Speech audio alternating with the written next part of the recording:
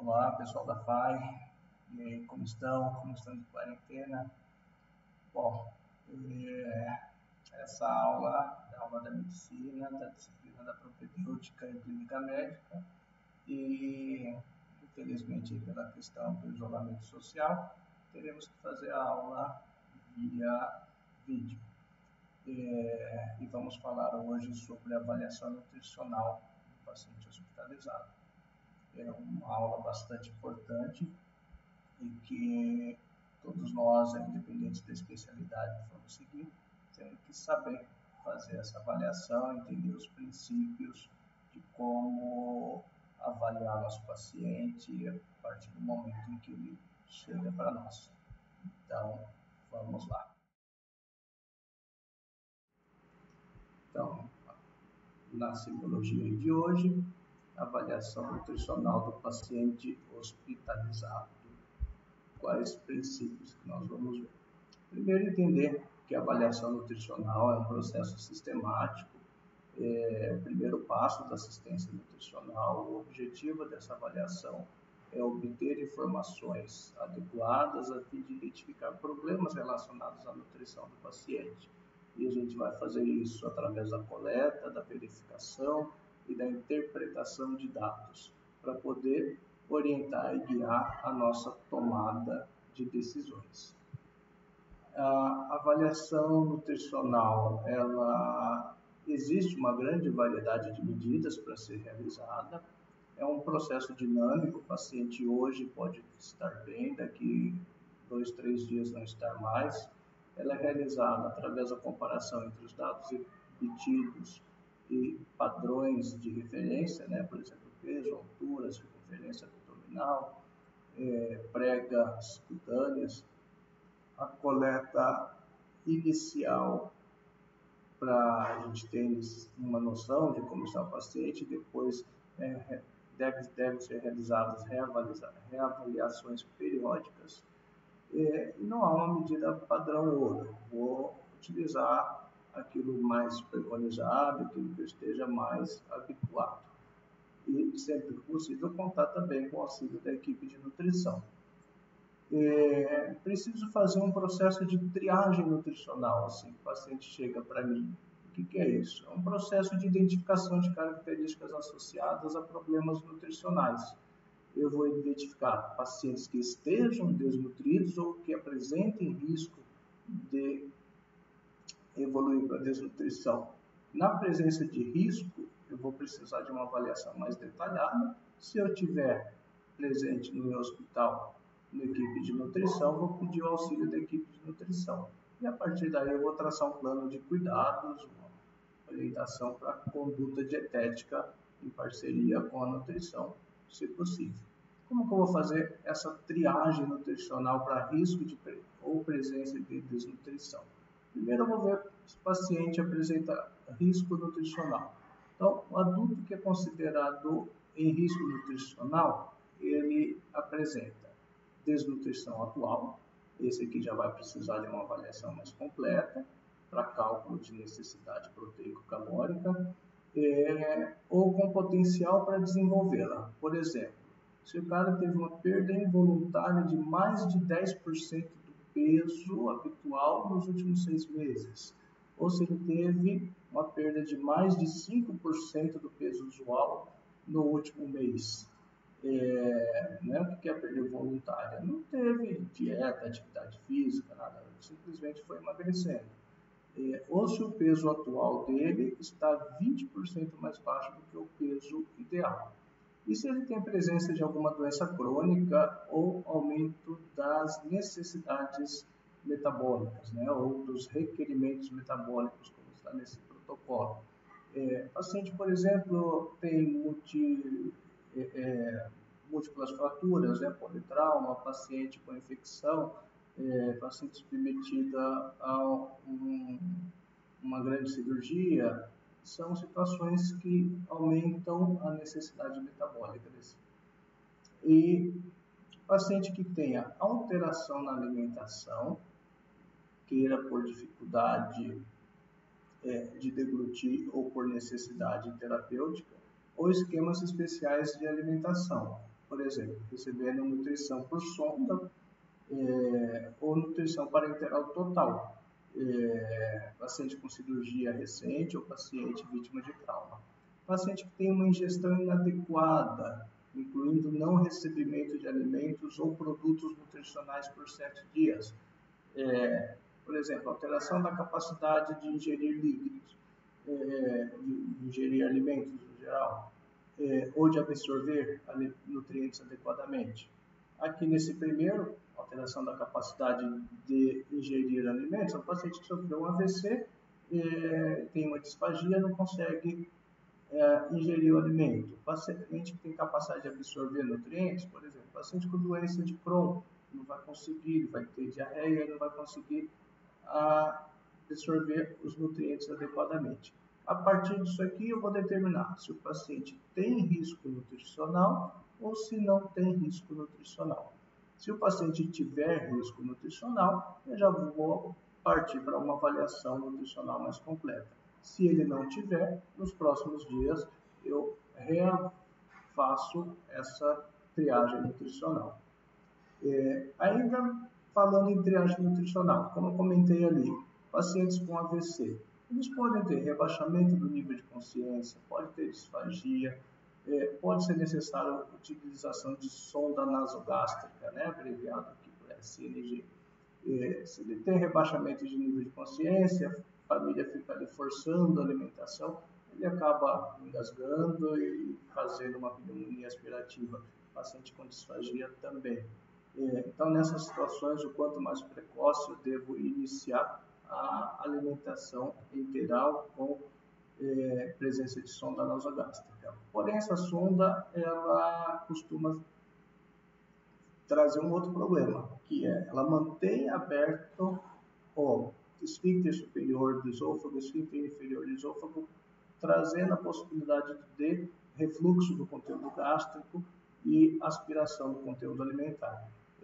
Quando possível, utilizar a sonda nasoentérica, que ela é feita de silicone, um material mais flexível, que não vai trazer esse problema de uma forma tão grave. Também o uso de antiácidos facilita a colonização do trato digestivo e surgimento de infecções. Paciente vítima de trauma, ele pode ter alteração do nível de consciência, ele pode ter fraturas de face, ele pode ter dor, pode necessitar de jejum para repetidas cirurgias e pode estar imobilizado. Tudo isso atrapalha a alimentação dele. O cara que está com alteração do nível de consciência, não precisa nem explicar muito. Fraturas de face, às vezes ele está com restrição no movimento de face, está com alguma fixação na mandíbula, não pode comer alimentos sólidos, habituais, vai precisar só de alimento líquido. A dor tira o apetite, traz irritabilidade, seja onde for. Paciente, assim que chegou, foi para cirurgias mais urgentes, cirurgia vascular, cirurgia abdominal, depois foi para cirurgia ortopédica, foi operar uma perna, depois outra perna, um braço, um quadril. Nisso foi ficando vários dias em jejum e o estado nutricional dele foi piorando a cada dia. Paciente que tenha uma lesão de medula, por exemplo, tem que ficar deitado em bloco. Imagine a situação de você ter que comer deitado todos os dias. Isso é muito ruim. Então temos que ficar atentos a esses fatores já na triagem nutricional inicial. E uma outra situação que traz alteração na necessidade calórica do paciente são as infecções. Por quê? A febre, além de tirar o apetite e de rebaixar o estado geral, ela aumenta a necessidade calórica do paciente. A infecção leva a um quadro de hipercatabolismo. O paciente começa a quebrar mais células do que sintetizar. Quadros de infecção, por exemplo, uma pielonefrite, pode levar a vômitos e isso a perda de nutrientes. Além de tudo isso, tem a questão dos antibióticos, que também podem fazer mal. Tem a alteração do paladar provocada pelo antibiótico, é a chamada disgeusia. além da gastrite e da hiporexia, que são efeitos colaterais de antibióticos. A diarreia também é um efeito colateral bastante comum e deve ser observada. O risco da diarreia quando você vai iniciar um antibiótico, alguns artigos já dizem, até mesmo para você começar probióticos no mesmo momento, para tentar evitar esse efeito colateral da diarreia. Pacientes com doenças do trato gastrointestinal que necessitem de alteração na sua dieta. Por exemplo, paciente com pancreatite ou com hemorragia digestiva alta ou hemorragia digestiva baixa são pacientes que precisam ficar em jejum. E não dá para ficar muito tempo em jejum. Se ficar muito prolongado isso, eu preciso pegar um acesso central e passar uma nutrição parenteral.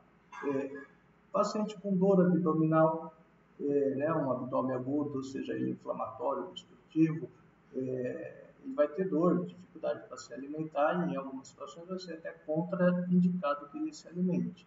Paciente com doenças desabsortivas, por exemplo, doença de Crohn, paciente com retocolite ulcerativa, são doenças que atrapalham a absorção de nutrientes e eu vou precisar ficar atento e passar uma dieta específica para ele.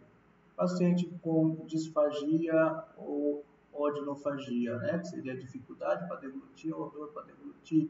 Então, por exemplo, aqui, pacientes com esofagite, pode ser por cândida, nos pacientes com HIV é bastante comum, a esofagite por cândida, e também úlceras provocadas pelo citomegalovírus podem ocorrer nos pacientes imunossuprimidos.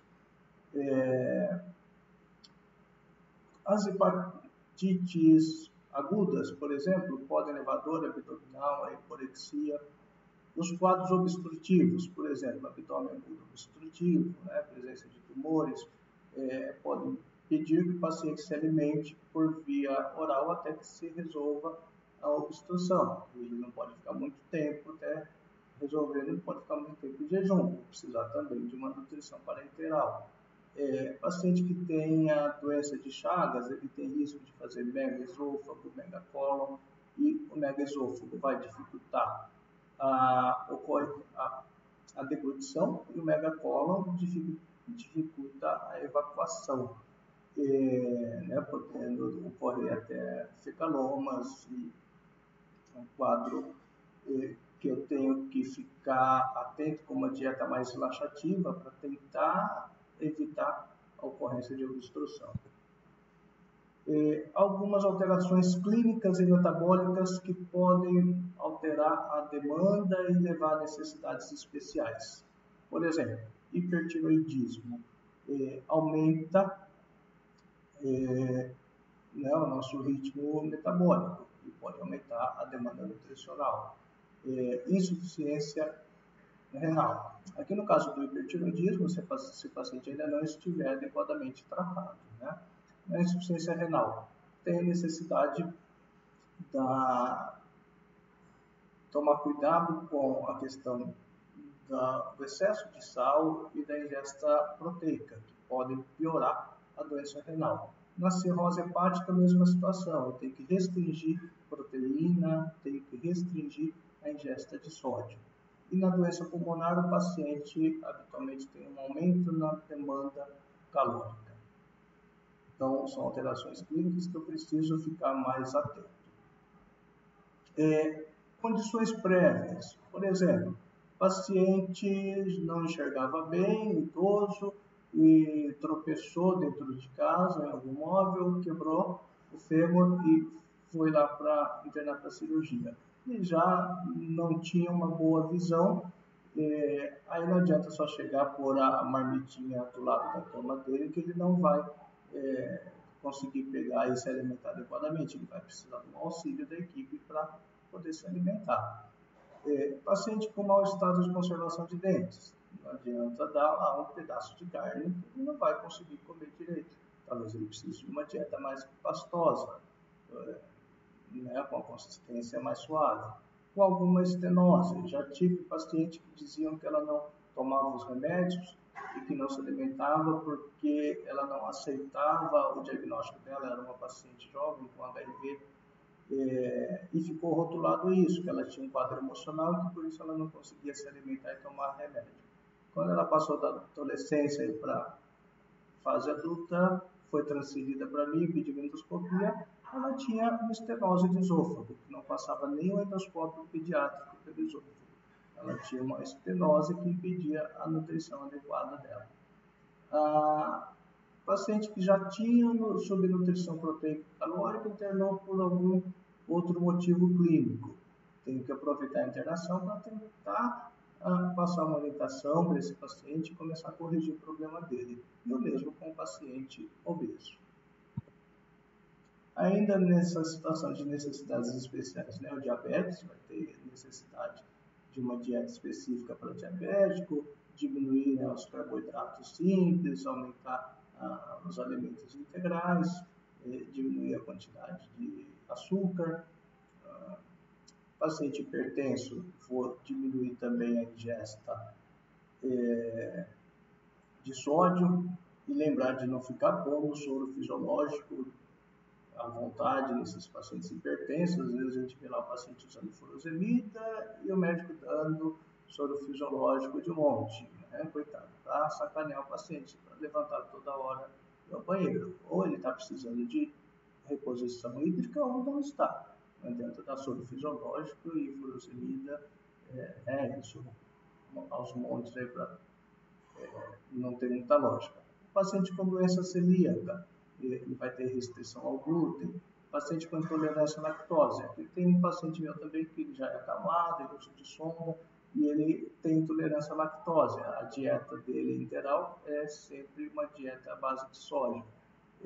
Já aconteceu de chegar no hospital e a família esquecer de avisar da intolerância à lactose e passar uma dieta à base de leite e ele começar a ter diarreia. As alergias alimentares, né? Lembrando novamente as doenças renais, doenças hepáticas, com restrição à ingestão de sódio e restrição à ingestão proteica. Alterações psiquiátricas. Às vezes o paciente é um paciente clínico com alteração psiquiátrica, ou o paciente internou justamente para tratamento da condição psiquiátrica.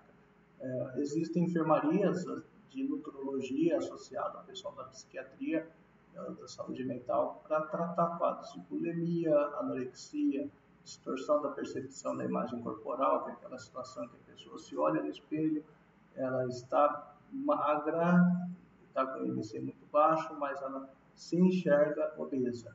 Quadros de ansiedade, de depressão podem levar a uma alimentação compulsiva ou a uma hiporexia, depende do paciente, e precisam ser tratados. Bom, depois de fazer essa triagem inicial, avaliando todos esses detalhes dessas doenças que eu citei, a gente vai fazer a avaliação subjetiva global. O que é isso? É um método clínico de avaliação do estado nutricional. O diferencial dele é que ele vai avaliar a alteração de composição corporal e alterações funcionais, né? Por exemplo, dificuldade para deglutir. É um método simples, de baixo custo, pode ser feito à beira do leito, é de rápida execução e pode ser repetido com facilidade. Ele é capaz de identificar pacientes com maior risco de complicações operatórias, de complicações clínicas, e em algumas situações clínicas ele identifica com facilidade casos de desnutrição ou risco de desnutrição. A avaliação subjetiva global tem uma outra modalidade, que é a avaliação subjetiva global produzida pelo paciente. Esse é um questionário auto-aplicável. A primeira parte vai avaliar a perda de peso, alterações na ingestão, alterações na capacidade funcional. E essa primeira parte ela é preenchida pelo próprio paciente. E a segunda parte ela é preenchida pelo profissional. Ela vai avaliar fatores associados ao diagnóstico e ao exame físico. Aí aqui a gente tem, então, a fichinha de um serviço que reproduz a avaliação. Na verdade, essa ficha aqui é o formulário de triagem de risco nutricional. né? Eu estava falando já da avaliação subjetiva global, mas aqui é o formulário da triagem do risco nutricional. Aí, fazendo aquela triagem nutricional baseada naqueles fatores que eu expus nos slides anteriores, a gente vai ter aqui, ó, score 0, estado nutricional normal, necessidades nutricionais normais. Score 1, leve, uma perda de peso maior que 5% em 3 meses, ou ingesta alimentar 50% a 70% das recomendações na última semana.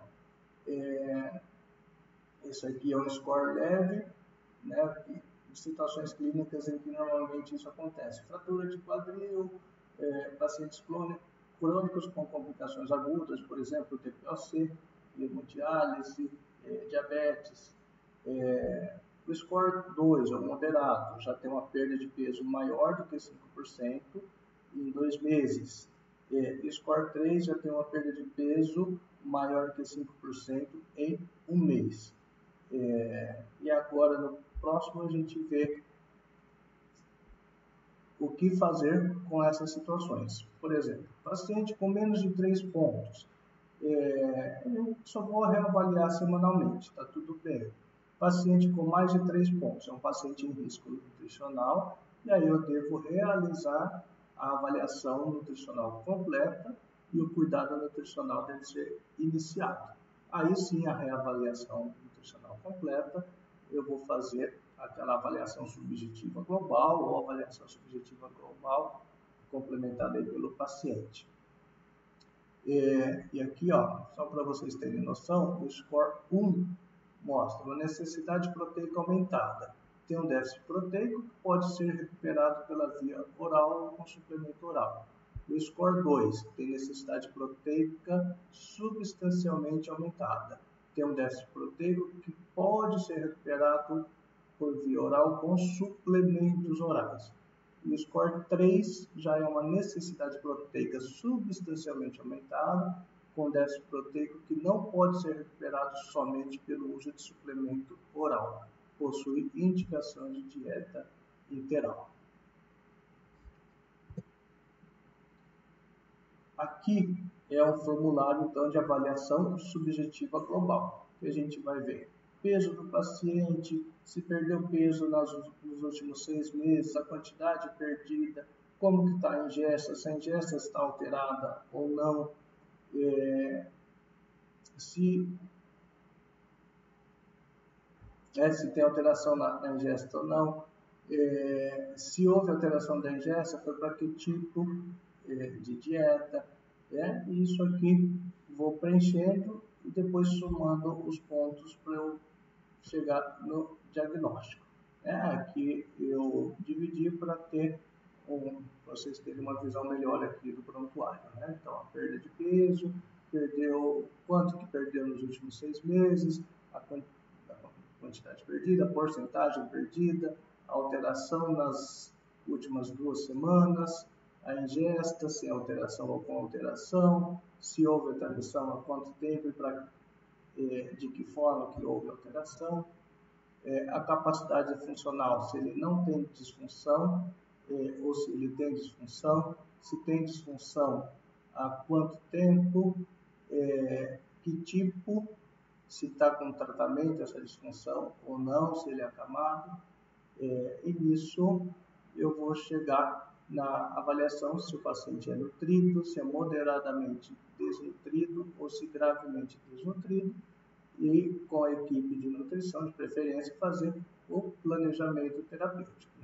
Lembrando aqui que no exame físico tem que considerar perda de gordura subcutânea, perda de massa, edema de tornozelo, que mostra um déficit de albumina, edema sacral também, e a CIT também mostra déficit de albumina.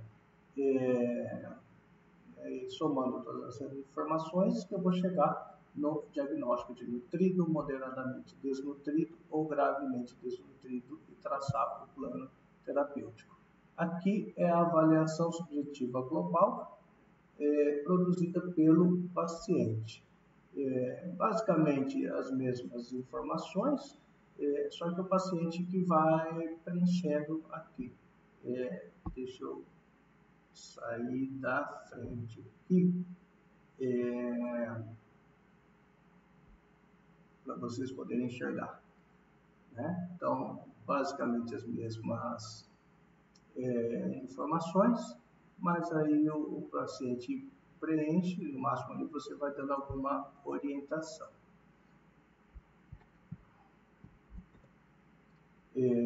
Aqui, completando a avaliação,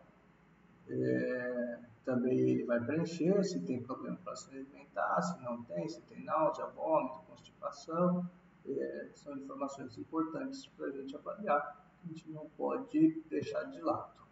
E aí chega no momento em que está escrito lá que o restante do prontuário vai ser preenchido pelo seu nutricionista, né? Se não tiver nutricionista, nós mesmos que vamos fazer, e aí a gente vai ver se ele está com problema nutricional ou não. Para completar essa avaliação, eu preciso ver fatores de estresse metabólico. Se o paciente tem 3 fatores importantes aqui: febre, duração da febre e uso de corticosteroides. Nenhum fator de estresse metabólico é o cara sem febre, o cara não tem febre e não fez uso de corticosteroide. Com um fator de estresse importante, febre entre 37 e 38,3 a menos de 72 horas, e com dose baixa de corticosteroide. Um fator moderado, uma febre mais alta, durando mais tempo, com dose moderada de corticoide.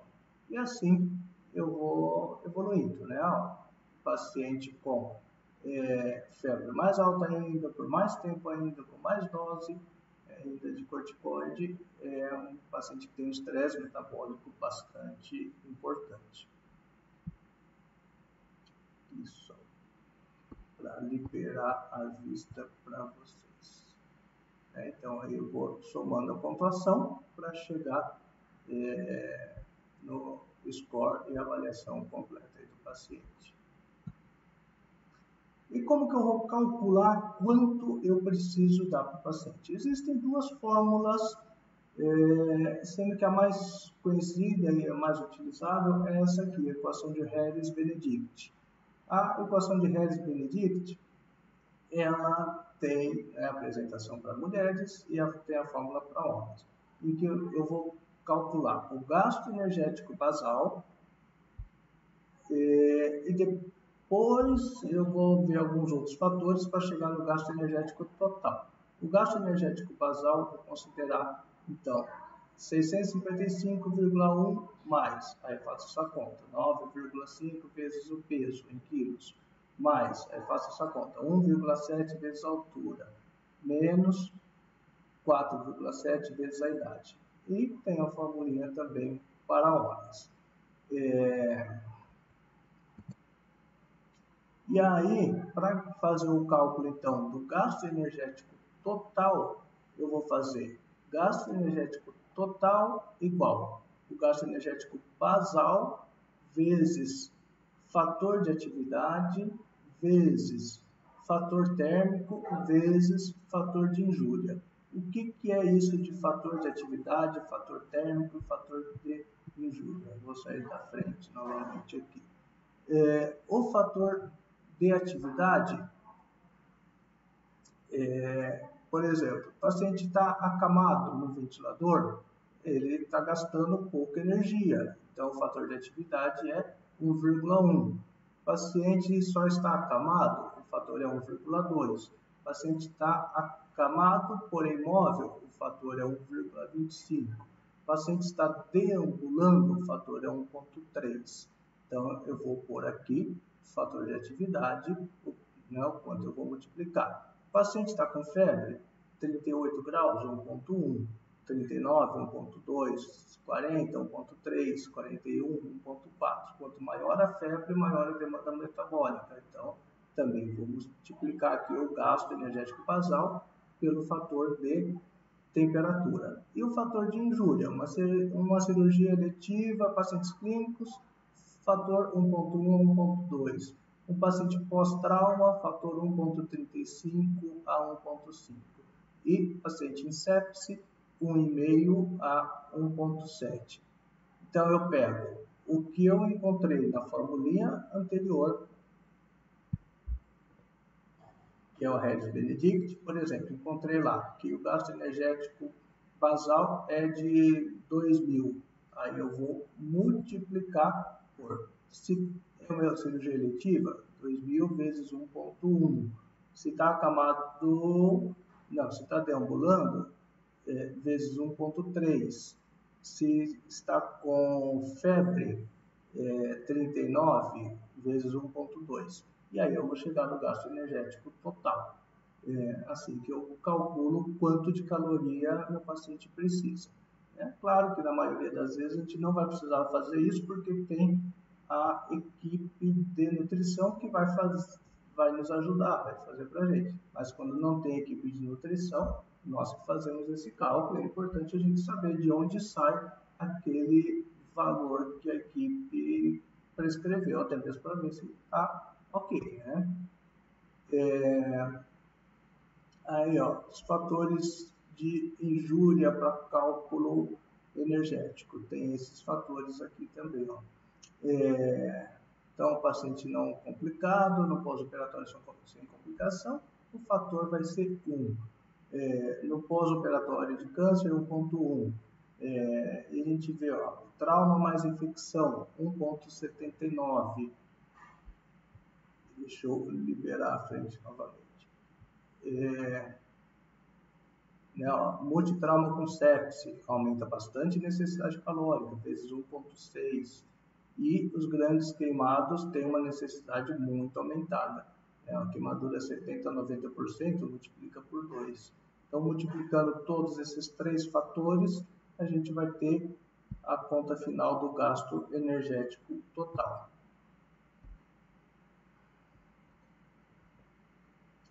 Mas, para quem não quer gastar muito neurônio, tem a formulinha de bolso. Ah, Rodrigo, tem um jeito mais fácil? Tem. Aqui, ó, cálculo direto ou fórmula de bolso. Adulto sem enfermidade grave ou risco de realimentação. Eu vou calcular 25 a 35 quilocalorias por quilo por dia. Pacientes nutridos, quando o objetivo da terapia nutricional for apenas manter a condição atual. Vou iniciar o aporte calórico com 25 quilocalorias dia, com ajustes conforme a evolução clínica. Então, esse é o jeito mais facinho, mas é importantíssimo que a gente saiba a fórmula de Regis-Benedict e fazer o ajuste aos fatores de injúria, fator de atividade e fator térmico. Então, como que eu calculo? Só recordando, vou calcular o gasto energético basal pela fórmula de Regis-Benedict, e aí eu pego o cálculo do gasto energético basal e vou calcular o gasto energético total, que é multiplicando o gasto basal pelo fator de injúria, pelo fator de temperatura e pelo fator de atividade. Tá? Então, gasto energético basal é igual gasto energético total é igual ao gasto energético basal vezes o fator de injúria, vezes o fator térmico, vezes o fator de atividade. E aí, para quem quer facilitar, a formulinha do bolso. O plano nutricional tem o objetivo de manter ou recuperar o estado nutricional, reverter o estado de nutrição ou corrigir o peso magro ou o estado de excesso de peso do paciente, oferecer energia, fluidos e nutrientes em quantidades adequadas para manter as funções vitais e a homeostase, recuperar a atividade do sistema imune, reduzir os riscos da hiperalimentação e garantir a oferta proteica e calórica para minimizar o catabolismo proteico e perda nitrogenada. Então, tem que garantir a oferta suficiente para o paciente. Situações especiais, cuidados paliativos, em cuidado paliativo, num grau de cuidado paliativo, ainda vou oferecer alimento para o paciente. Pacientes com AIDS, dependendo da situação, tem alguma necessidade especial. Pacientes com neoplasias e queimaduras, né? A neoplasia tem uma necessidade maior, pacientes com queimadura também. Os pacientes com pancreatite tem a questão do jejum, do repouso alimentar, que não vou deixar prolongado por tempo demais. Se eu tiver que prolongar, vou ter que entrar por uma via alternativa. Lembrar do diabetes, da dislipidemia, da hipertensão. Paciente com DPOC que tem uma necessidade calórica aumentada. Paciente com obesidade, o pós-operatório da cirurgia bariátrica tem que ser bastante cauteloso também. E o paciente vítima de trauma também tem uma necessidade diferenciada. Os pacientes com doença renal crônica, doença cardíaca, doenças hematológicas, doenças hepáticas, todos eles com suas condições. Por exemplo, renal crônica, lembrando, já falei, mas repetindo aqui, tem a necessidade de restringir sódio e proteína. Doença cardíaca tem que restringir sódio e líquidos. Insuficiência hepática tem que restringir também sódio e proteínas. Doenças do gastrointestinal, vai depender da doença, mas às vezes eu tenho que entrar com via alternativa. Doença inflamatória vai perder demais nutrientes, eu preciso repor. Paciente com úlceras por pressão, eu preciso fazer uma reposição de proteína importante. Então, são situações aí que eu tenho que tomar cuidado. Síndrome de realimentação é quando o paciente ficou muito tempo em jejum e aí eu começo a realimentar esse paciente, eu tenho que ir aos poucos para não provocar alterações metabólicas importantes. E era isso que eu tinha que falar e dizer que estamos sentindo falta do nosso campus da FAI, sentindo saudade de estar perto de vocês. E qualquer dúvida, estamos à disposição, só entrar em contato pelo e-mail, pelo WhatsApp, estamos à disposição para tirar qualquer dúvida. Aí, um abraço a todos.